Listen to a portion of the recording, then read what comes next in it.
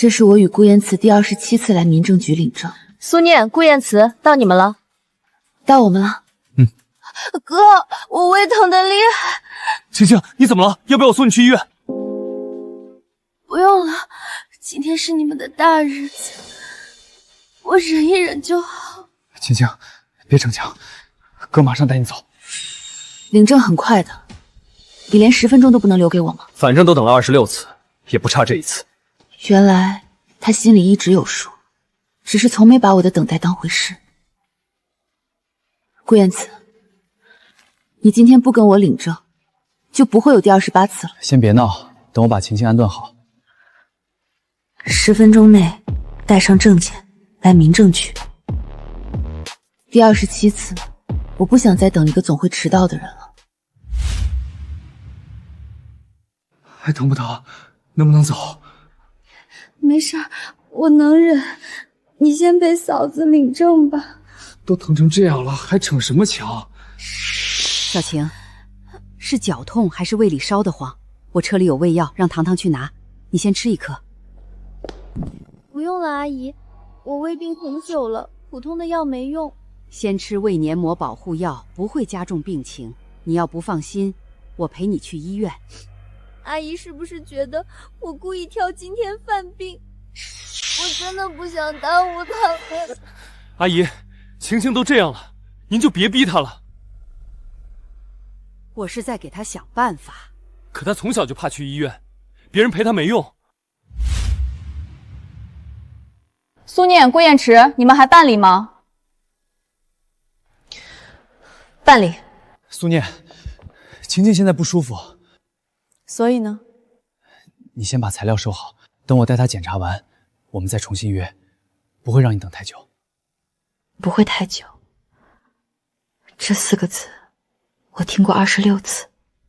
第一次，方芷晴发烧，他把我留在照相馆门口，去医院陪他挂了1夜水。第12次，方芷晴失恋喝醉，我们已经到民政局门口，他接到电话，直接掉头去接他。上一次，方芷晴养的猫跑丢了，他陪他找了一整晚。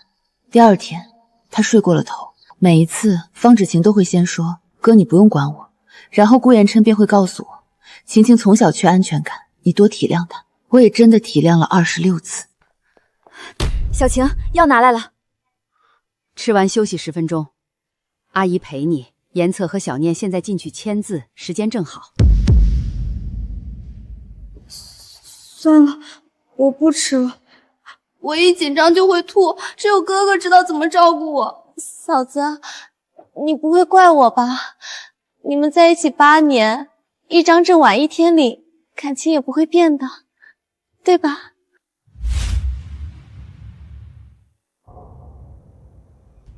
别胡思乱想，他不会这么不懂事。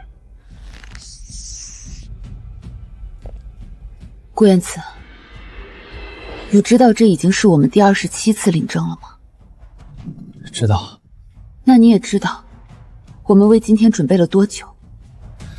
思念，晴晴正在生病，你非要在这个时候计较一张证吗？ A027，请尽快前往3号窗口确认。11点半以前，你要是不跟我领证，我就不跟你结婚了。苏念，你是在威胁我吗？小晴，先把药吃了。哥，我是不是又给你添麻烦了？没有，别胡思乱想。药不吃也行，我已经叫好车了，我陪你去医院。验词办完手续马上过去，前后不会超过20分钟。可是我坐陌生人的车会晕，而且我的病历、过敏史只有哥哥最清楚。你把病历发给我，我是医生，能照顾好你。够了，晴晴已经不舒服了，你们非要轮番审问她吗？我们是在解决问题，吃药不肯，阿姨陪着不肯，车也叫好了还是不肯，到底要怎么才行？糖糖姐，你是不是也觉得我在装病？我只是害怕，想让哥哥陪着而已。这么一点要求也很过分吗？他都说到这个份上了，你还想怎么样？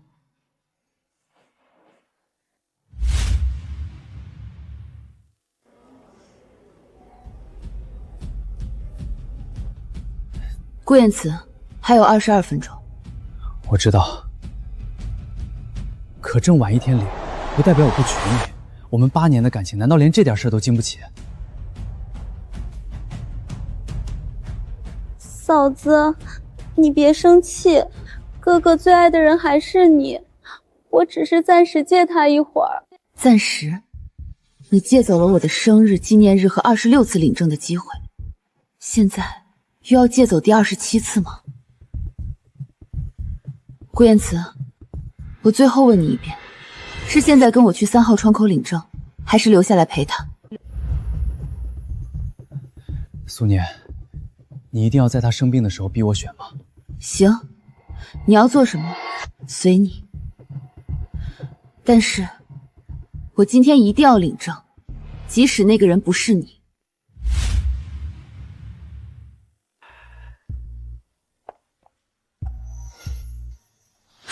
怎么还没办？他又要先送方芷晴去医院，这都第好几次了。燕慈啊，现在材料齐了，而且小念也在窗口等着，你抽10分钟跟小念把手续办完，再送你妹妹去医院，不行吗？叔叔，晴晴现在身体不舒服，领证什么时候都能领，但是并不能拖。第1次取消我没说话，第10次，我也劝小念多理解你，可今天已经是第27次。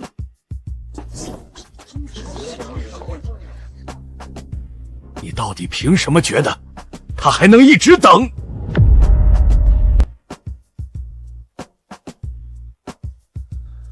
我没有让他一直等，等晴晴稳定下来，我会重新预约，也会补偿他。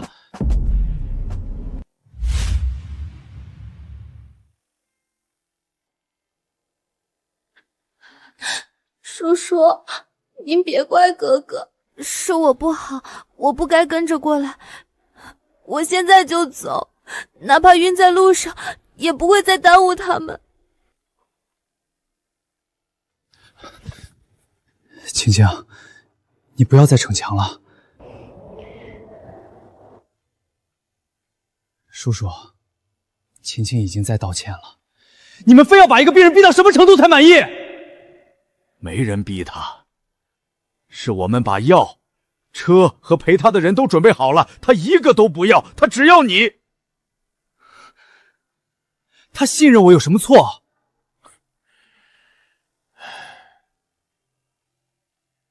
小念，这次你自己决定吧。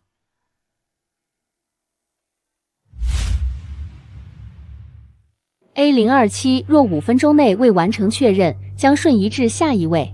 2位材料都预诊过了，只要本人签字，流程很快。现在进去还来得及。顾言慈，你现在跟我进去吗？哥，你去吧，我真的没关系。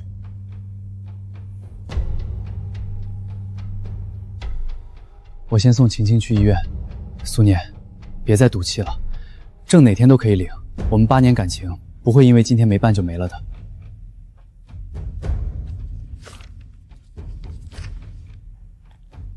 你什么意思啊？你的东西现在还你。苏念，你一个人进去能办什么？我说过，今天这张证我一定会领。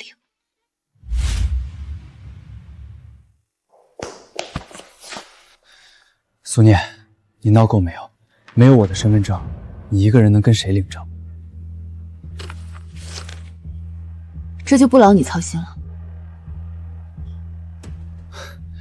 今天2家人都知道我们来登记了，你现在当着这么多人的面胡来，是想让我爸妈怎么看你？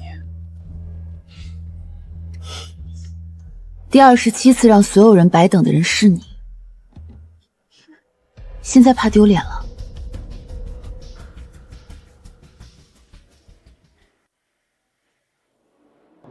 小念，真的想清楚了？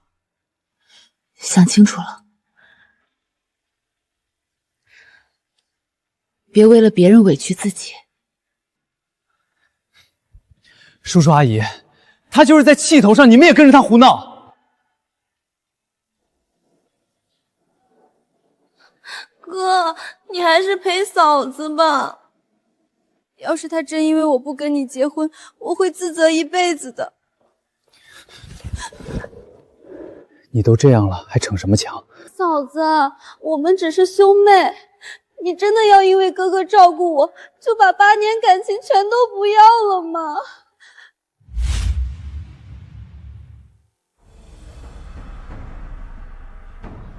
顾言慈，现在跟我进去，还来得及。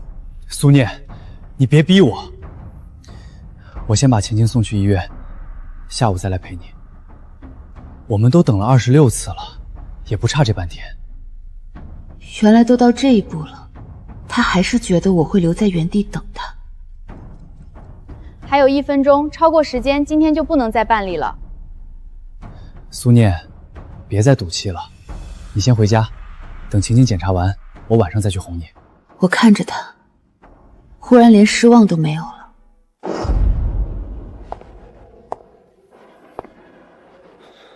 他不会再等你了。他不会再等你。哥，你来这里干什么？来结婚。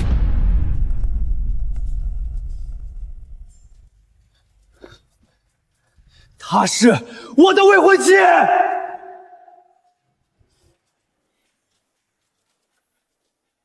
你让他等了26次，现在他不等了。这是我们之间的事，你凭什么插手？凭什么？就凭是他叫我来的。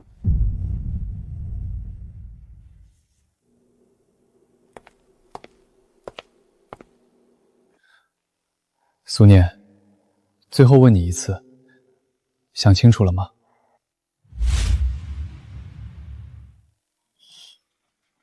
想清楚了。好，那我们去领证。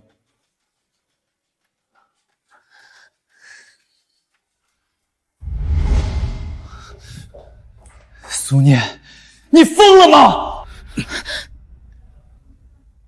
刚才小念问了你多少遍，你自己心里清楚。叔叔，他是在赌气。他和我在一起8年，怎么可能突然嫁给我哥？现在还能办理吗？还有30秒，先刷身份证确认。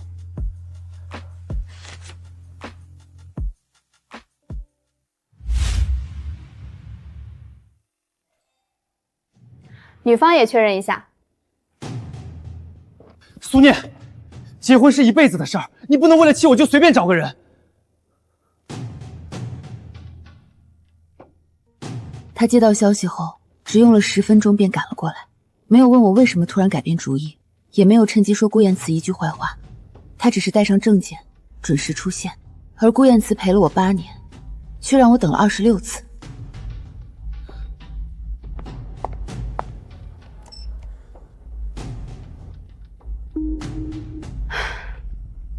赶上了，今天最后一对。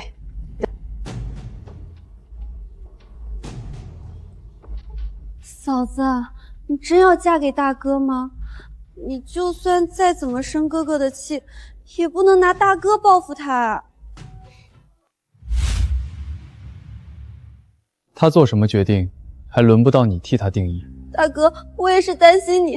苏念现在根本不冷静。他被要求等待的时候，你觉得他应该冷静，现在他不等了，你又觉得他不够冷静了。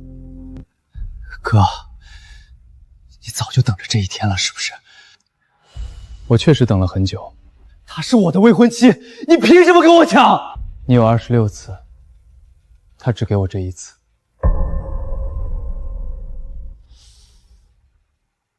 请双方确认是否完全自愿登记结婚。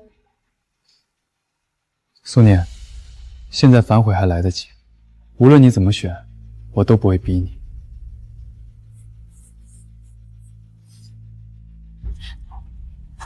我自愿。去旁边补拍结婚证照片。手续已经开始了，别再打扰我女儿了。叔叔，他根本不爱我哥。他爱你的时候，你珍惜了吗？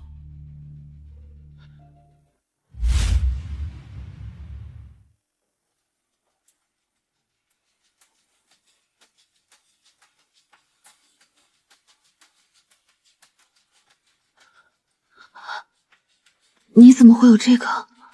上个月在车里捡到的。我认出来了，那是第26次领证失败后，我独自坐在民政局台阶上时掉的。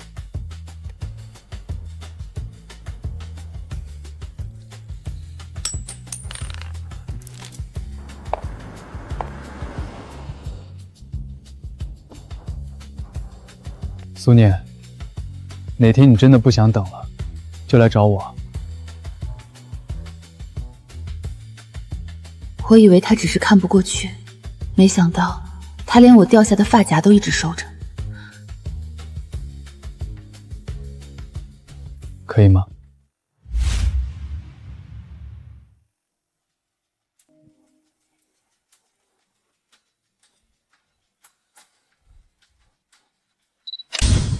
这是8年来我最平静的一次。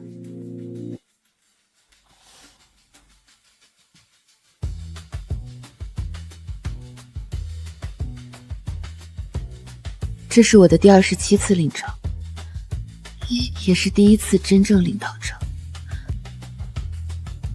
你想公开就公开。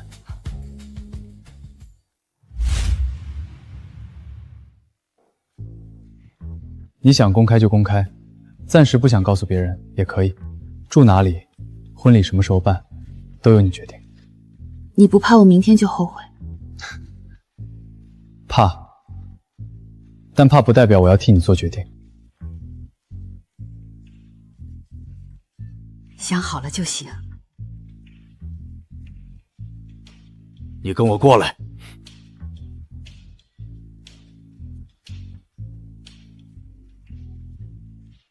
别让他再等。不会。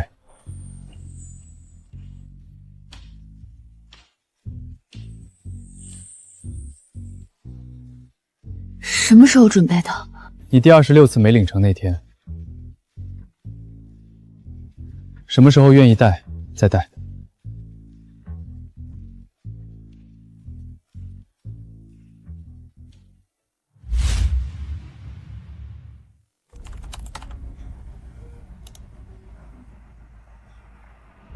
你今天不是预约了无痛胃镜吗？10点半就该来登记，怎么拖到现在？3天前预约的。哥，我本来不想做的，早上突然胃疼，我才想着来医院看看。家属陪同人的信息都提前填好了。顾燕慈是你吧？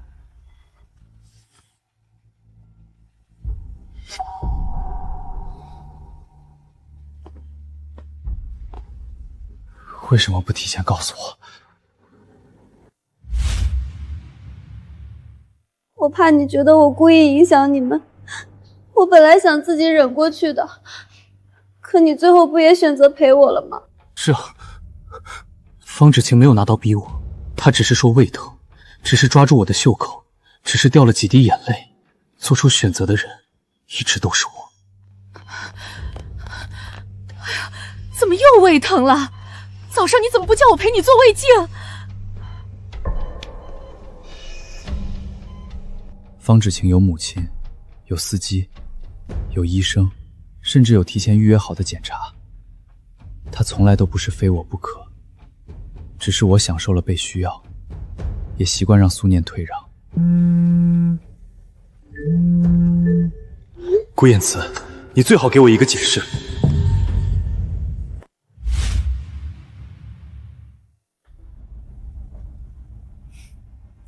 嫂子肯定是在赌气，她怎么可能真的嫁给大哥？闭嘴！哥，你怎么能凶我？要不是苏念小题大做，事情根本不会变成这样。是啊，把苏恩推到顾堰舟身边的人，从来不是方芷晴，是我自己。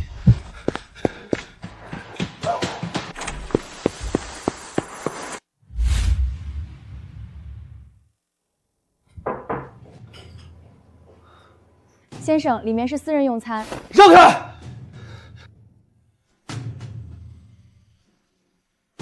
苏念，你真的跟他领证了？是。你跟我出来，我们谈谈。就在这里说吧。这是我和苏念的事。我和你已经没有需要避开我丈夫说的事了。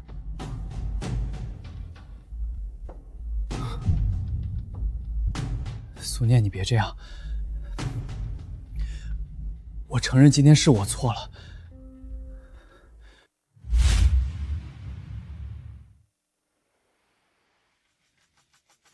我不该一次次让你等，可你也不能拿一辈子赌气。我哥就是趁你情绪不稳定，故意钻空子。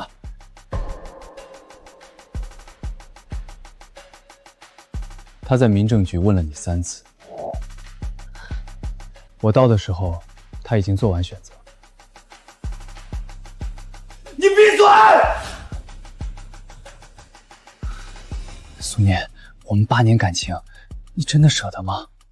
前26次，我每一次都舍不得。前26次，我每一次都舍不得。所以你说下次，我就信下次。你送花，我就原谅。你说方芷晴缺安全感，我就把自己的感受往后放。今天我也给过你机会，药有了，车有了，我妈也愿意陪她。我问你一次，你选她；我爸问你一次，你还是选她。最后1分钟，我又问了一遍。顾言慈，是你亲口告诉我，郑哪天领都一样。我只是觉得，我以为你不会真的走。原来答案这么简单。你不是不知道我会难过，你只是觉得我不会离开。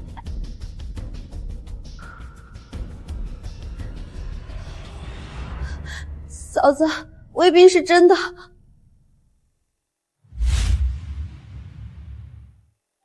你不能因为我生病，就把所有错都推到我身上。我没有说你装病，我只问你一件事：你有母亲，有司机，有我妈这个医生，也有提前预约好的魏景，为什么偏偏要在我们领证时让顾堰泽陪你？我害怕，只有哥哥能让我安心。可你明明3天前就预约了检查，3天前你还在群里问我们领证当天穿什么衣服，甚至主动说要来替我们拍视频。你知道全部时间安排，却把魏静预约在同一天。方芷晴，你不是没有别的选择，你只是想知道，在领证和你之间他会选谁。我没有。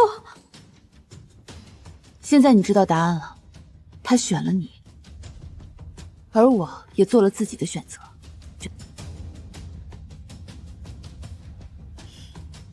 今天是我的领证家宴，还请你们出去。该出去的人不只是他们。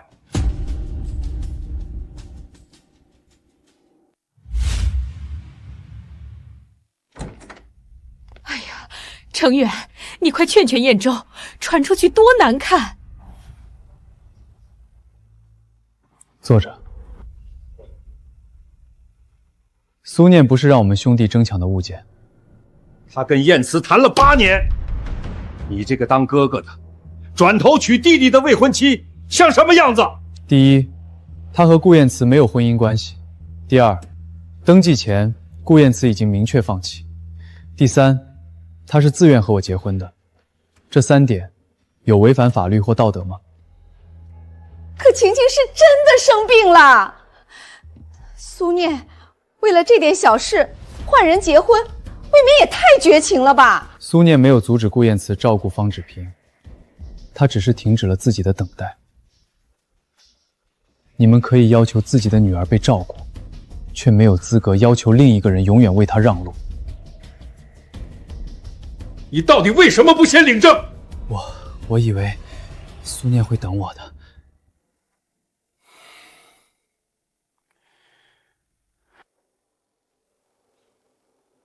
爸，我没有抢走谁，是苏念自己走到我面前。他选择了我，我就不会让任何人逼他回头。这8年里，我一直在努力证明自己值得顾燕慈选择，直到今天才发现，真正的选择不需要我争，也不需要我等。我女儿以前吃过亏，以后遇到事情，别替她决定。重要的是一起商量，该有的边界一定守住。答应他的时间，我不会迟到。先记着，您随时检查。既然是领证宴，总得拍张合照，可以吗？可以。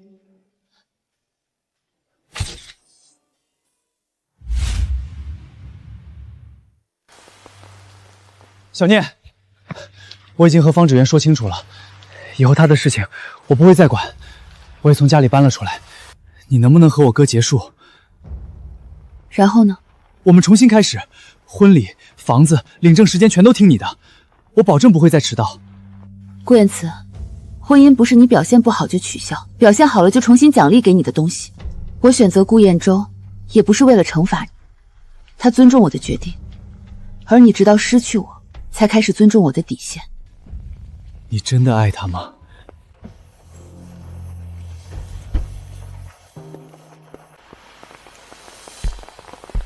？6点整。我正在学着爱他，但至少和他在一起，我不用担心自己又被留下。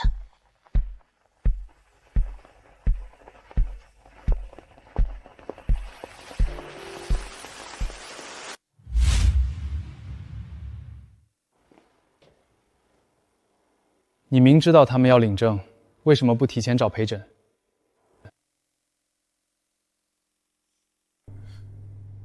他失去的不是亲情，而是靠示弱获得的特权。有些答案，他明白的太晚了，但那已经与我无关了。谈完了。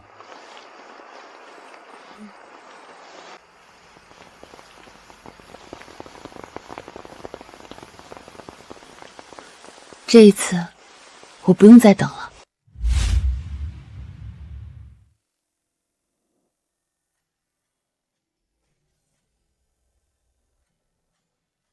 苏念，你可以随时说不，但只要你愿意向我走一步，剩下的路我会走完。好。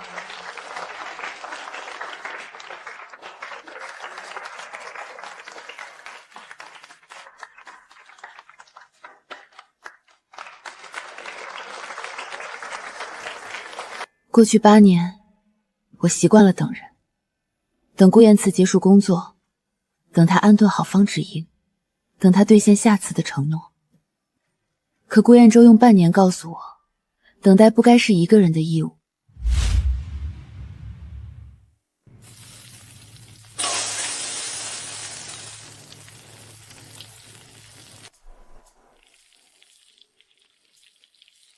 我来。你上班要迟到了。迟到1分钟扣50，让你吃糊蛋，扣一辈子。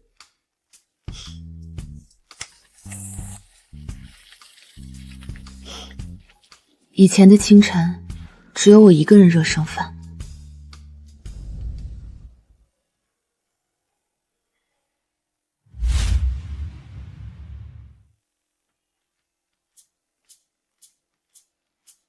苏姐，你老公也太好了吧，每天一杯，从不落空。他顺路。顺路？他公司在城东，你公司在城西，这叫顺路？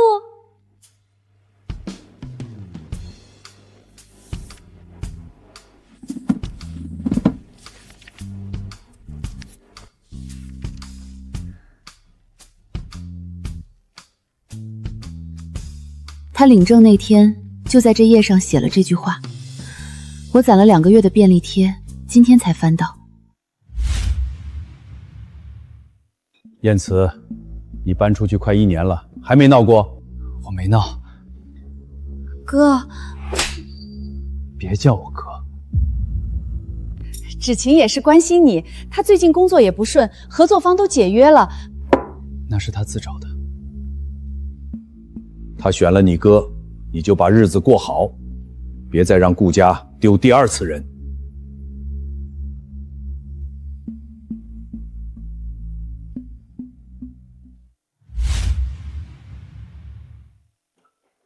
顾律师，有位女士要见您，说是有关于苏小姐的事。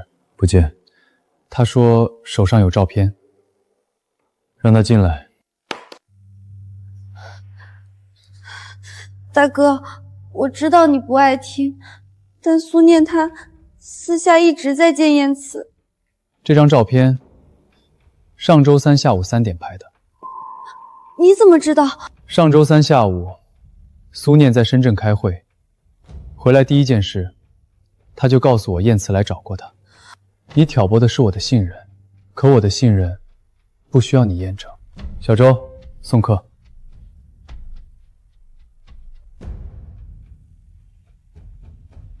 这张照片是你拍的，这个角度，只有你知道我那天会去那里。以前你胃疼，我信你，可你现在拿它来挑拨我，你够了，别再碰它。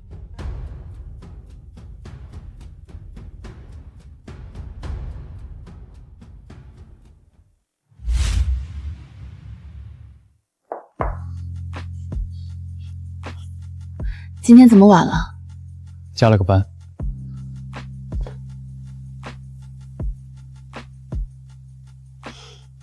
你怎么知道我脚酸？你今天穿了新鞋。顾彦舟，方芷晴今天去找你了。我知道。你不好奇我是怎么知道的？不好奇。为什么？因为你会告诉我。你不说，我问了也没用。他给你看了一张我和燕慈的照片，你没有问我。我为什么要问？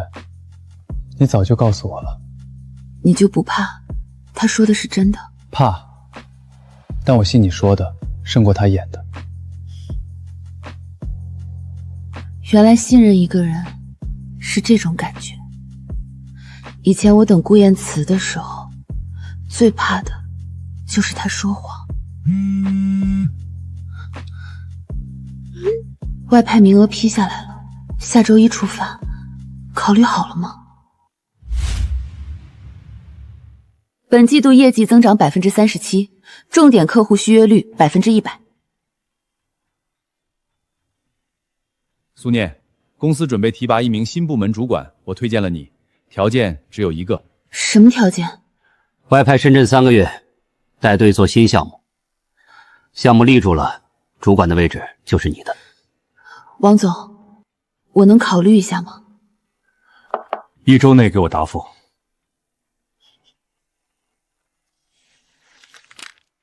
3个月，深圳，他要等3个月。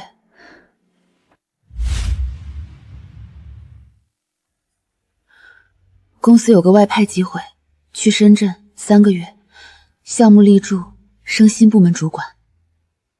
你想去？这是一个很好的机会，但是……那就去吧。你同意？我什么时候拦过你？可是3个月，顾彦舟，我以前最怕的就是等人，可我答应去深圳，就得让你等我。我明明最恨让人等，我让我自己变成了我最怕的那种人。你不是变成了那种人，你是从等的人变成了被等的人。现在我等你，我知道你会回来，我也会回来。苏念，你嫁给我，不是为了被困在我身边。你去，我等你。周末有假，我就飞过去看你。你怎么什么都支持我？因为你值得。以前我做什么都要看人脸色，现在他说你去。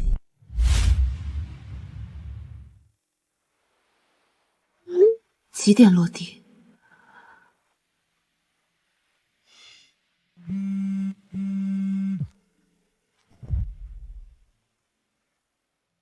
他说周末来，他从来不迟到。青青，别逞强，哥马上带你走。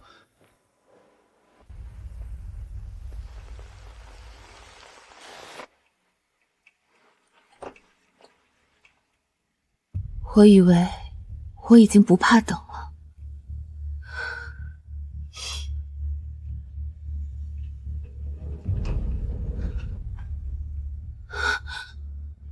我没有立刻去开门，我怕又是空欢喜。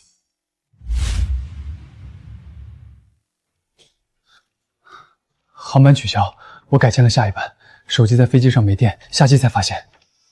你上次说想吃的那家点心，机场有分店，怕你等着，先去买了。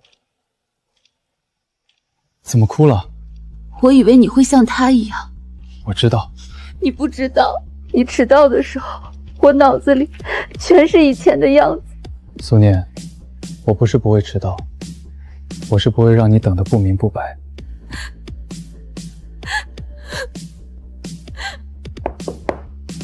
苏经理，你们比上一家强在哪儿？强在我敢承诺，这个项目我亲自带队。就你们了。苏经理，张总可从来没当场签过。那就当是第一次。你下周不是有庭要开？推了。为什么？你落地那天，我要去接你。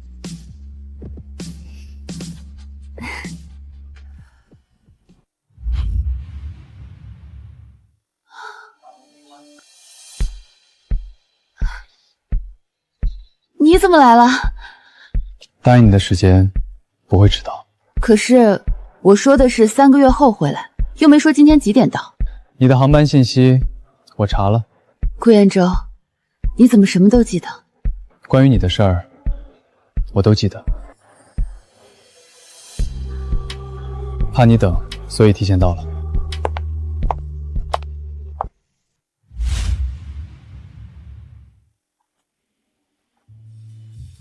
哇，你什么时候做的啊？我按你落地的点算好时间做的，你进门刚好。好吃。等了3个月，就等你这句话。顾彦舟，这3个月你有没有想我？没有。没有。因为每天都在想，所以不叫想，叫习惯。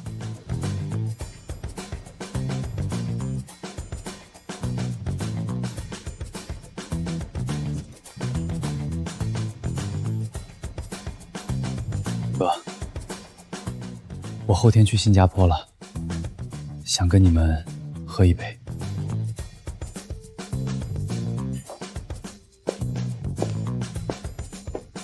进来吧。哥，我就是想不通，他跟了我8年，怎么就能说走就走？因为他等了你26次，每一次等完，他都带着一颗想走的心回到你身边，你一次都没看见。我知道我混蛋，可我是真的现在才懂。你第26次领证那天，我开车经过民政局，看见他一个人坐在台阶上，他在哭。他看见我，擦了擦眼泪，笑着说没事。那一刻我就在想，如果有一天他不想等了，我一定在。哥，你是什么时候开始喜欢他的？就是那天。他今天问我什么时候开始，他以为是从那天，其实是从更早。早到我看见他一次次被留下，却还是选择相信开始。哥，走之前，我要在爸面前，当着所有人的面，把话跟苏念说清楚。你确定？我确定，这是我欠的。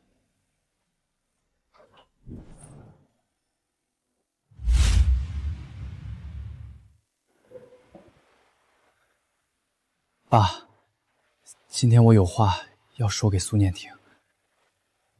苏念，这8年是我一次次让你等，对不起。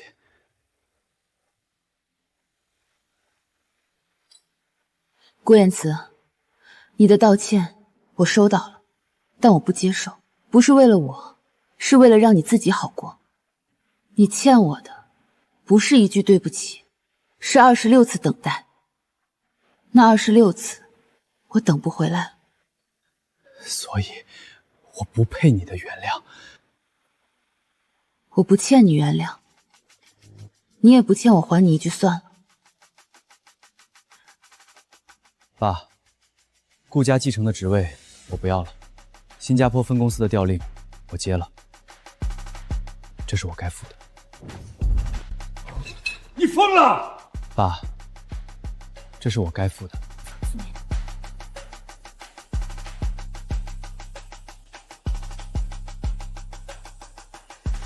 继续吃饭。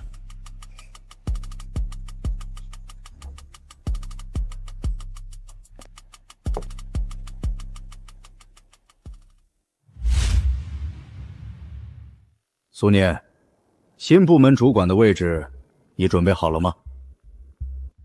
准备好了。嫁得好就是不一样。我嫁得好，是因为我先把自己活得好。你要是有这个数，你嫁得更好，我也服气。小念，这汤你学会了没？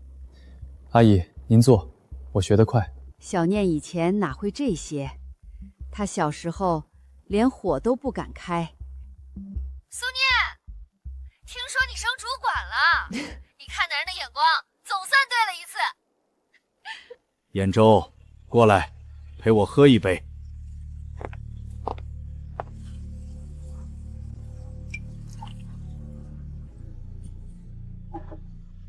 好样的！以前我爸从没夸过他，现在他一杯酒就认了。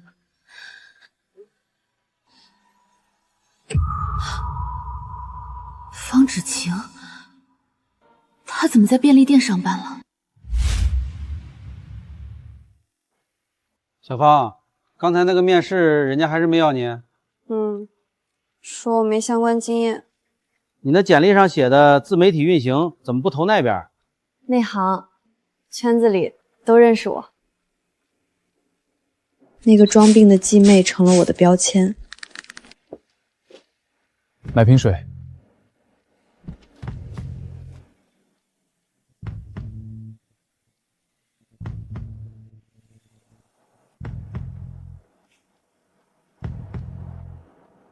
认识？要打招呼吗？不了。他变了，可有些路是自己走窄的。苏念，对不起。对不起什么？对不起，我一次次装病。对不起，我明知道你们要领证还缠着燕慈。对不起，我挑拨你和大哥伪造了那张照片。方芷晴，我不恨你。你不恨我？恨一个人太累了，我没有那个精力，但我也不会原谅你，因为有些伤害，道歉弥补不了。你以前靠示弱得到了不属于你的东西，甚至还伪造照片挑拨，但现在你靠双手挣到的每一分，才真正是你的。我知道，我不求你原谅，我就是想让你知道，我不是装的。给你的。这是什么？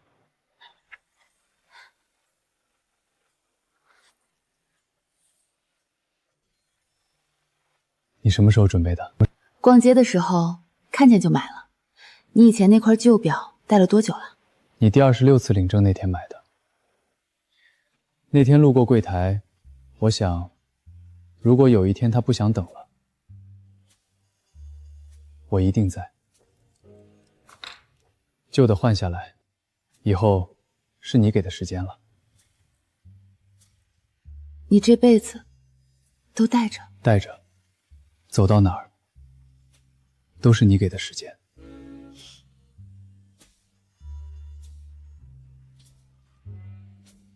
爸，周末回家吃饭。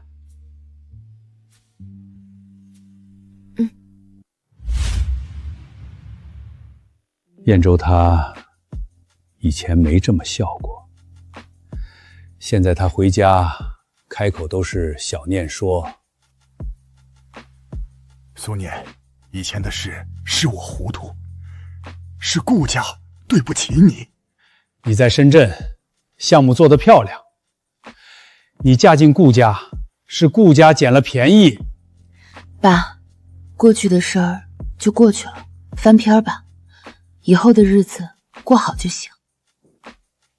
好好过。你爸其实没那么可怕，他只是拉不下脸。我等过最苦的等待，现在当初拒绝我的人都开始说对不起了。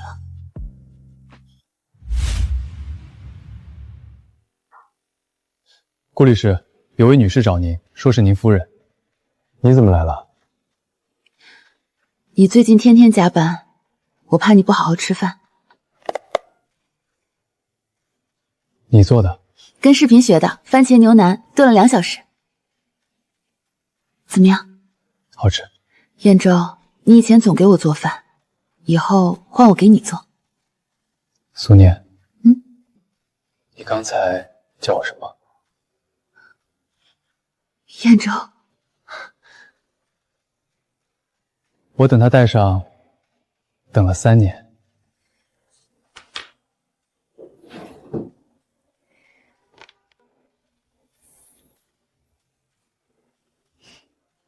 我戴了它3年，它是你在我还不知道的时候就已经为我买下的。